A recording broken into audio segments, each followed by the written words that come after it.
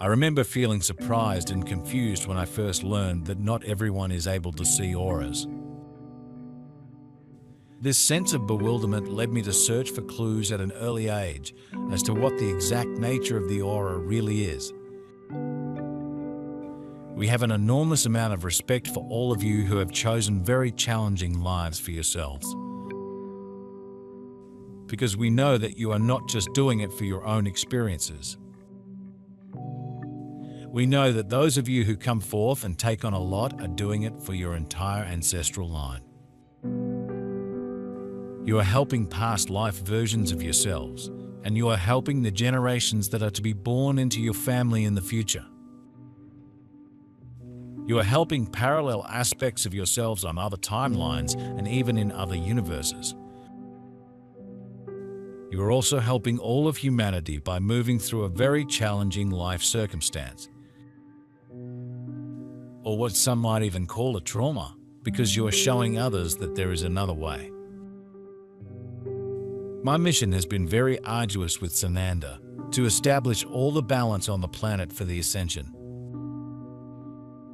A great majority of you don't know me yet, but in time you will become aware and know that I will be the new conductor of this planet. At the moment we are still working together, but after all this process is over, Sananda will take other directions and I will take over completely the planetary control of this beautiful planet. Sananda will never abandon you because he is in your hearts, so don't understand this as abandonment or a separation. This is still a third-dimensional mind. We are always wherever you need us to be, and in this case, we are in your hearts. My research encompassed Eastern philosophy, biology, Jungian psychology, electromagnetism, metaphysics, New Age spiritualism, and a host of other material which served to shed some light on the phenomena of auras, but which didn't quite match what I observed with my own eyes.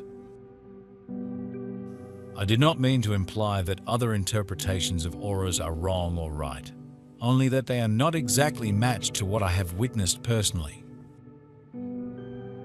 You are showing everyone who is connected to you that they too can handle life's challenges. With grace, with dignity, and with love and joy flowing to them and through them. Life's traumas do not have to crush anyone, and what we are seeing there on Earth at this time is that far fewer of you are being crushed by those challenges that you placed in front of you before incarnating. The first thing you want to do when facing a seemingly insurmountable challenge is accept it. The second thing you want to do is to recognize that you chose it. The third thing you want to do is acknowledge your emotions that you feel in regards to it. The next thing you want to do is feel those emotions. And finally, having cleared those emotions, you will have a much different perspective on what it is that is actually happening. You will be able to see it as a springboard, a way for you to grow even more spiritually. I would like to make you understand today how the cleansing process of everyone's souls is happening. During the samsara wheel you incarnated, you made the mistakes, and when you disincarnated, you were brought to have the knowledge, the understanding of all that you had done, either good or bad, to yourself or to others. So each soul was treated and had the knowledge of what it had done and what it needed to do to repair those faults. But upon reincarnating, much was forgotten. But deep down something stirred in the soul, and many didn't repeat the same faults. They evolved, but kept repeating new faults. So it was all this time, until today. Right now you are on a journey to the fifth dimension, where it is necessary for each soul to let go of all those judgments that were left along the way. It is as if you have been carrying so much on your back, and you need to let go of it little by little, so that your souls can arrive pure in the fifth dimension. I see a vibration upon the surface of objects consisting of multiple colors that seems to resonate based on how much energy the particular object is releasing or reflecting. Note how I have used the word objects. The auras that I see surround everything, living or not. I have noticed that the aura of people changes based on moods and health. Particular areas of the body seem to be more likely to manifest a change in aura than others. Hands, face and forehead specifically seem to offer an indication of general mood and health. The aura vibrates more intensely and appears either orange or red in overall color when a person is ill or suffering some pain. I have observed a purplish hue in the aura of people suffering from migraine headaches as well as depression. This purplish color is usually seen in the area of the temples or at the brow line, but I have also noticed it surrounding the hands and feet of depressed people. All of life's traumas, challenges, and tragedies are nudging each and every one of you in a particular direction. Some of you start support groups. Others form bonds with those who went through the circumstance with them. Some have spiritually transformative experiences during the trauma. And when you hear about someone who not only survived one of these very challenging experiences, but also is thriving now, you get inspired. You are all meant to inspire each other, and no one is meant to pity anyone else there on earth. But having compassion for someone is different from pitying them. And you are all meant to have compassion for your fellow humans who are going through the suffering that they are going through. All the work that has been done by us, along with the channels on the planet, is precisely to bring this cleansing. To bring this knowledge, to bring this consciousness that it is necessary to leave everything behind. But it's not just about getting it off your back and throwing it on the ground. If it were like that, you wouldn't have accumulated anything. The wisdom in this case is to get it off your back and look at each thing that is there with love and transmute it into light, into consciousness, into learning. When this happens, that thing dissolves, it no longer exists, and many others that were attached to it also disappear from your back. So realize that we are doing everything possible so that you get rid as fast as possible of all the burdens your souls are carrying until today. And there is no difference whether you are star souls or earth souls, you are all going through the same process. The only difference between you is that each soul sees all this in its own way. Some are aware that they need to evolve, and they easily adapt to all the cleansings presented to them so that they can go on changing, evolving, and moving more and more toward the light. The color and size of the aura changes in people during various emotional states. By size, I am referring to the distance that the aura spreads out from the body.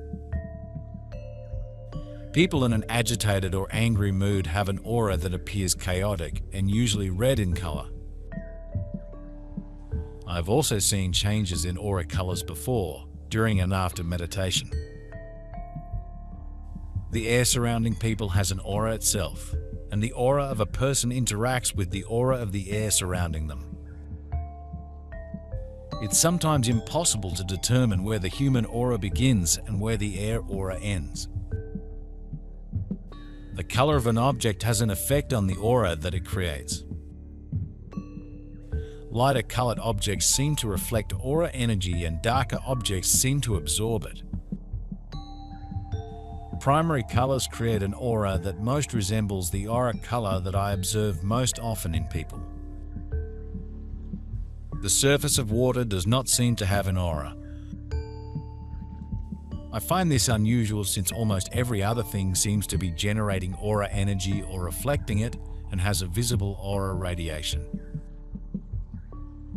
I assume that water has special properties relating to aura energy and must be absorbing aura energy at such a rate that aura is not visible on the surface. I have noticed that other reflective surfaces, mirrors, glass, also seem to have a diminished aura level, but not so much as the surface of water, which has no observable aura. On one memorable occasion, I have witnessed a person briefly with what is best described as a black aura. I found this event to be very disturbing and worrisome and did not feel inclined whatsoever to investigate that person's aura in any further detail. And when you can hold space for one of those individuals to get what they are supposed to get out of it and eventually thrive, then you really are being of service to them. And you can watch and wait for their moment where they will inspire you and everyone else who eventually hears their story. And that is how you clear ancestral trauma and help everyone who shares planet Earth with you at this time. Others refuse, don't think it's worth it, don't believe it will work, don't even want to try. For them, the third dimension will continue until one day they wake up and see the opportunity they missed, but all in good time. So many souls, mostly stellar, are on this journey of wisdom, of knowledge, of evolution. It has not been easy, all these changes. It has not been easy to look straight in the face at all that needs to be looked at. But they are brave souls, and they are willing to effectively get rid of all that they carry. And so it will be little by little, as the time of the light on the planet passes, more and more wisdom will come to you, and you will find the answers, the ways out more easily. And you will cleanse yourselves. You will erase all those memories of the soul, so that you will go practically clean into the fifth dimension. Why do I say practically? Because we are aware that nobody will get to the fifth dimension 100% clean.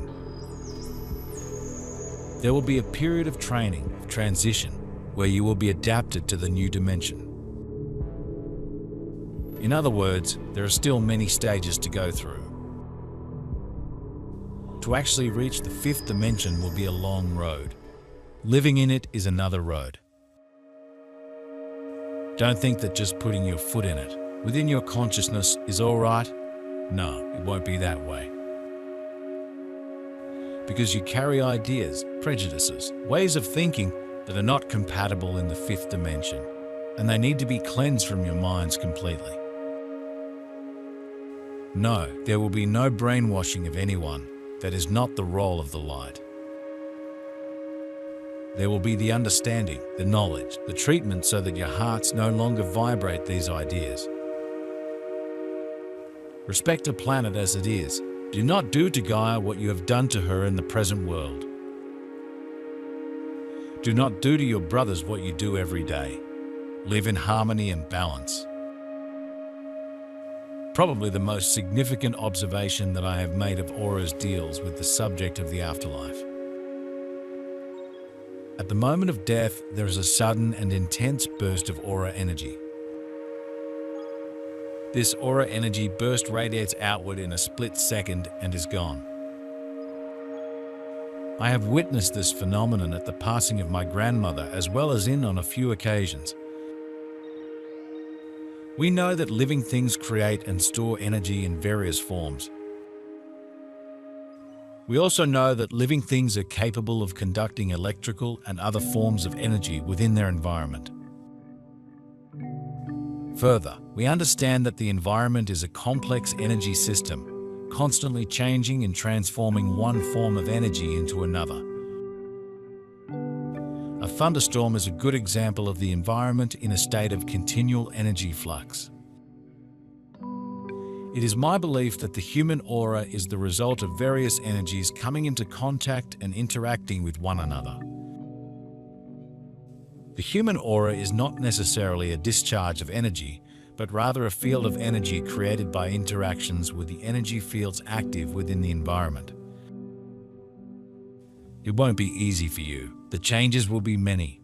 That's why each one of you is being required to change still here in the third dimension. So that you can go on adapting, so that you can go on forgetting a lot of things. Ephemeral pleasures in all senses, in the physical sense, in the mental sense, in the eating sense, will have to be changed, will have to take another path. Begin to move away from everything that is not compatible with the fifth dimension. Start the process little by little. Don't impose them in a hard and rigid way, because that doesn't work. There needs to be understanding. There needs to be an understanding of what is being done. You have a great ally, your own bodies. So ask them to help you. Ask your bodies that when something is not compatible with the fifth dimension, that they show you so that you know that what is there. You need to start decreasing it until it doesn't consume you anymore.